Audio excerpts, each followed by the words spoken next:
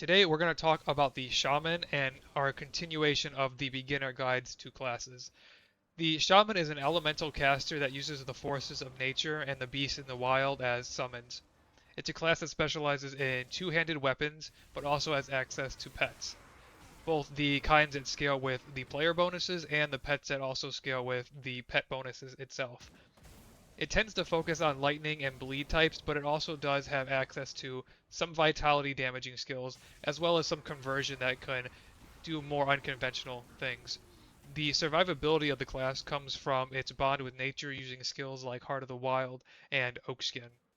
It's a very self-sufficient kind of class, so it does pair well with a lot of different things, and it has many options if you want to lean into being a brute force with two-handed weapons, or if you want to lean more into the conjurer and summon a bunch of pets both from the shaman side and from the necromancer side, for example. Let's go ahead and jump in and take a look at the skills of the class. So the first thing we're going to look at here is why the shaman is considered a two-handed class. It starts off with brute force, and this is a two-handed melee or a two-handed range weapon bonus. It has flat lightning damage, and then it gives you a percentage increase for the physical damage. And then this brute force can be modified by feral hunger, which is going to allow the attack to attack multiple targets, and then you get a percentage back of the attack as health, and then it deals bleeding damage over time. The next thing that can modify the brute force is upheaval, and this gives you more lightning damage and more bleed damage over time. This is a very popular line to go down, especially if you're going to be playing something like the Savagery Druid. This is because Savagery will take place of your default auto attack, allowing these to trigger. The next thing we'll look at is probably the most popular skill used. It's going to be the Primal Strike, and what it does is deals bleeding damage over time, it deals lightning damage, and has an AoE effect, which can also stun targets. Now, there are two different types of Primal Strikes that you can use. There is one which starts off like this, which has a 3-second cooldown on it. Or you can modify it to become Thunderous Strike, which is going to reduce that skill recharge to 0 and allow you to spam the skill, essentially acting as a default weapon attack. However, it doesn't take place of the default weapon attack like Savagery would. It even states that right here. So that means things like Feral Hunger and Upheaval won't trigger from this, but because this is such a strong skill in itself that it has its own modifiers, this doesn't need the extra help from these two skills.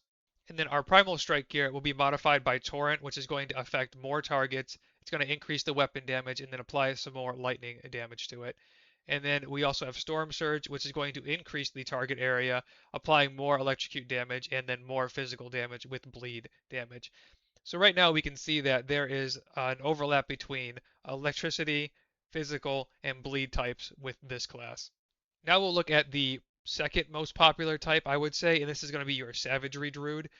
What the Savagery does is it takes place of your regular left click, and it builds up charge over time. So the higher the charge level is, the more damage that it does consistently. It also deals lightning and bleed damage. Now this one here, Might of the Bear, is going to increase the total damage modified and then also give you physical resist on top of that.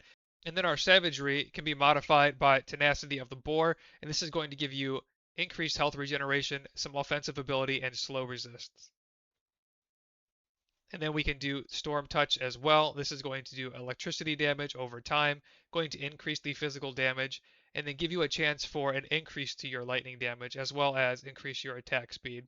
So there is a lot of overlap and a lot of cohesion when it comes to exactly what you're choosing. Anything that you choose here with lightning, bleed, or physical damage is going to work well. The shaman has access to totems, which are like pseudo pets. These are the ones that scale with the player damage bonuses as opposed to the pet bonuses. Both the storm totem and the Wendigo totem are going to be things that you place down. They live for a certain amount of time. The storm totem is going to deal electricity damage in the area, while the Wendigo totem is going to deal vitality damage in the area. And then if you modify it, it's also going to return some of that attack damage to health and then do bleeding damage in addition to the vitality. The next skill we'll look at is Wind Devils. This is also a very common pairing with the Primal Strike. The Wind Devils is the pseudo pet that scales with the player damage bonuses, so while you're beating them up with the Primal Strike and lightning is going everywhere, your Wind Devils are doing their thing. The passives are an additional percentage to all damage and then additional percentage to physical damage. The ability that they have is Howling Wind, which will deal electrocute damage in the area, a little bit of physical damage, and then also impair the target's aim. These get modified by Raging Tempest, which is going to give you some cold damage if you wanted to lean into that. It's not as common. As you can see, none of the abilities up here really had too much cold, but there are ways to do that. The important part of Raging Tempest, though, is the elemental resist reduction. So that's going to reduce the ability for the enemies to cut your damage down by whatever their inherent resistance is. In Grim Dawn, the elemental resistance is probably the most important part to build yourself personally, and then the most important part to shred from the enemy. The last thing this can be modified by is by Maelstrom, and this is going to further increase the target area, increase the max targets, and then add more lightning and electrocute over time. So the first thing is going to be Devouring Swarm. This shoots out a cloud of insects that pass through the enemy, and it's going to have a 2.5 meter radius, so it affects a large area around you. It deals vitality damage. 20% of the damage that's done is going to be converted to health. It also deals bleeding damage per second, and the most important part is that it has a further bleeding and vitality resist reduction. So that means you're going to be dealing damage and also cutting down how much they can defend against that stuff. This is a very important skill if you're going to be leading into the bleed at all. And then following up on the bleed damage, we have the Grasping Vines. This is going to be an area effect attack. It's going to deal physical and bleed damage, and then it's going to slow the enemies down for 2 seconds.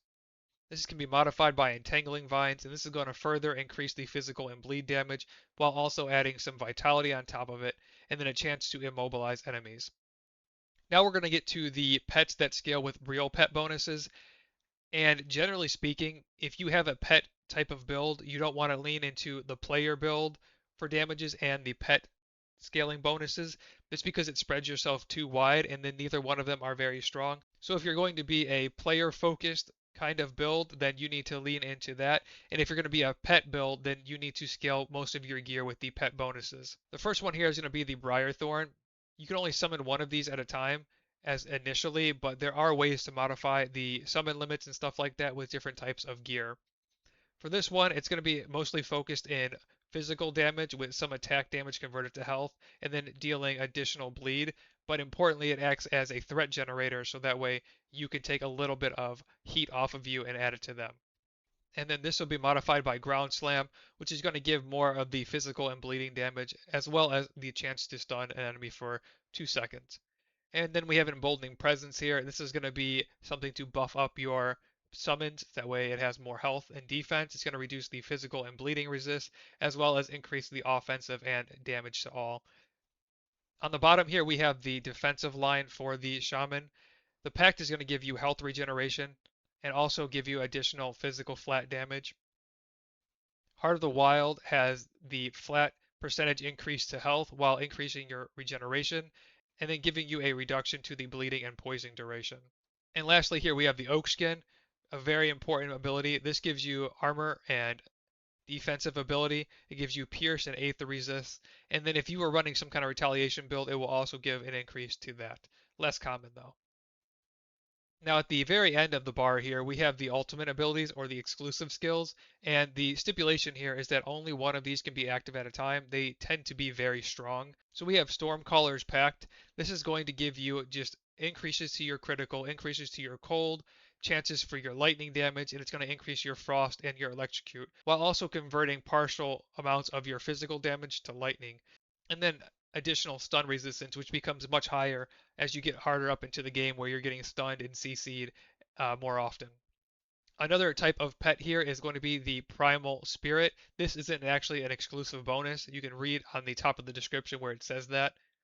This is an exclusive one. However, the Primal Spirit is not. For Primal Spirit, this is another one that works with the pet bonuses. It has some decent passives on it, but if we look at the attacks here, it mostly focuses on bleeding and physical damage. However, there is an attack that deals poison damage, which we don't find in the rest of the tree for the Shaman. But the Occultist, which can be commonly paired with the Shaman, does have poison pets. So if you're going to lean towards poison pets, you can take the Primal Spirit, and then it still works with that. For the last one here, we have Primal Bond, and this is another exclusive skill. This is going to work on the physical, internal trauma, and bleeding side of the things. So, as a summary of this class as a whole, it leans into a lot of lightning damage with some bleed and a little bit of vitality. It has pets that scale with the player bonus, like the Wind Devils, and then it also has pets that scale with the pet bonuses, like Briarthorn, and pets like the Primal Spirit. Overall, I would say this is a pretty good class for a beginner to play. It has access to a lot of different things. It has enough damage, enough defense. It has pets that scale with both the player bonus and the pet bonuses, so there is a lot of versatility there. But if you're just playing a regular, like Primal Strike Druid, you can go ahead and throw down these Wind Devils and they still get all the bonuses that you have. Now, when it comes to the devotions, we'll look at some that are more geared towards the lightning based one because it is the most common. This is my lightning druid using Primal Strike. So I have the Tsunami Constellation, and this is going to give you an additional cold and chance to fumble and impair the aim of the target. And then we have the Tempest Constellation, which is going to give us the Reckless Tempest attack, and that's going to give us an additional lightning and electrocute damage, as well as a 20% chance to stun. Because we're using Primal Strike and we want to attack faster to get all these procs off that we have for Primal Strike, we're going to be taking the Kraken. And the Kraken gives us more move speed, more attack speed, and more cast speed.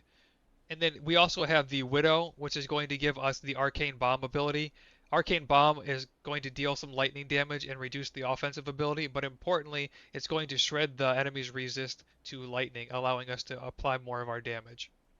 Another good constellation to look out for is going to be the Crown. It's going to give us access to Elemental Storm. This is going to be an area of effect attack that's going to deal electrocute damage over 2 seconds, but also reduce the elemental resist of the target for 2 seconds as well.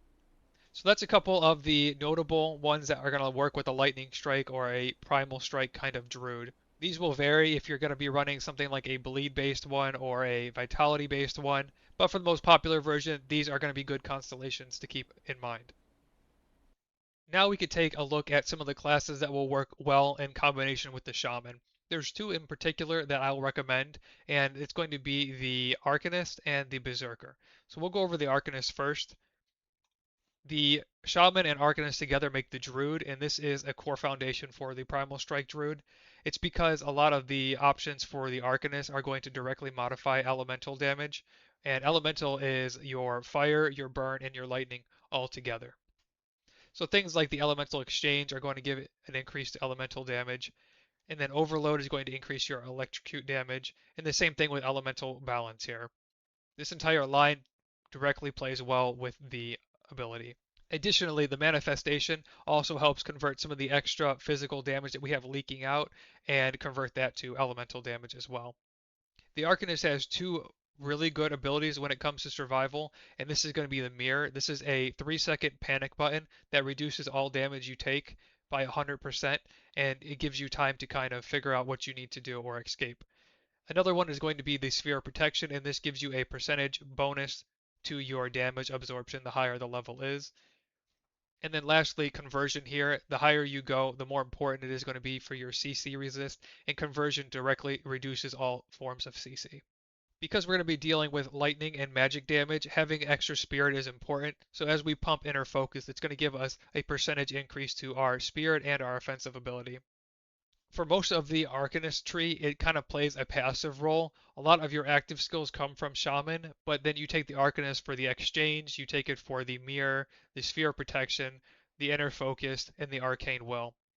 The Druid is a really good class. It's got plenty of survivability. It's very flashy. It's more simple and it doesn't take too much to juggle to actually get the best out of the class.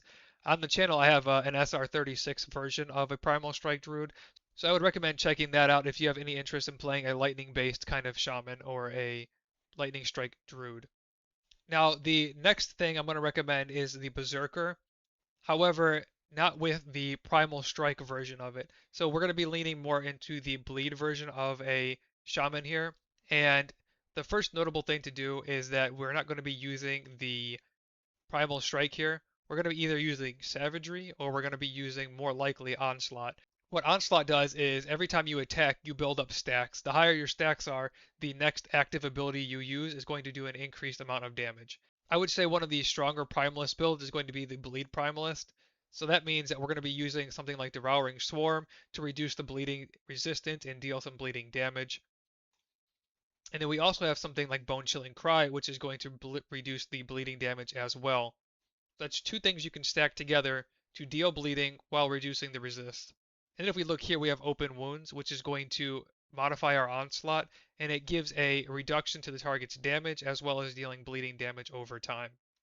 And then if we look at Endless Rage, this is going to increase the bleeding damage, give you more Onslaught stacks, and then increase the duration. Because the Shaman has a good defensive line down here, we can really pair it well with the defensive line of the Berserker. So something like Battle Surge, if you hit a critical blow, it restores some of your HP and increases your regeneration.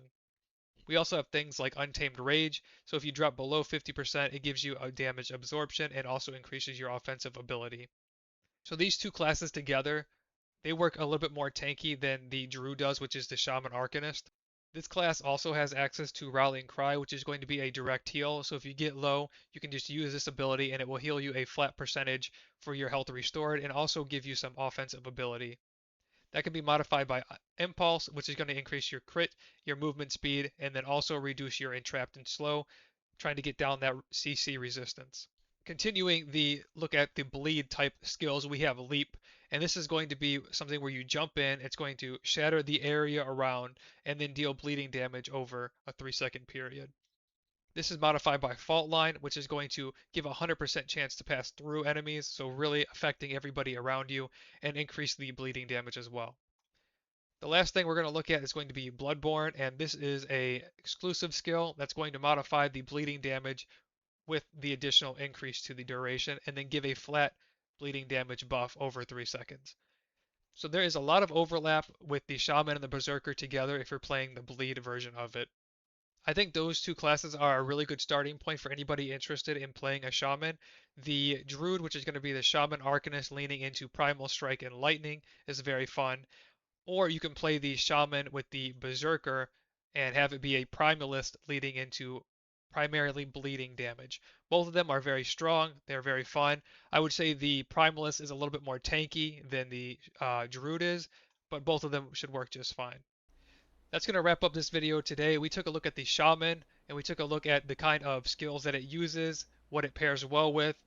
The options were the Lightning Strike Druid, which is the Arcanist and Shaman combination, or the Bleed focused Primalist, which is the Shaman and the Berserker together. If you have any ideas for which build guide I should do next, feel free to leave a comment below and I'll take a look at that. But for now, thanks for watching, and if you enjoyed the video, like and subscribe, and I will see you in the next one.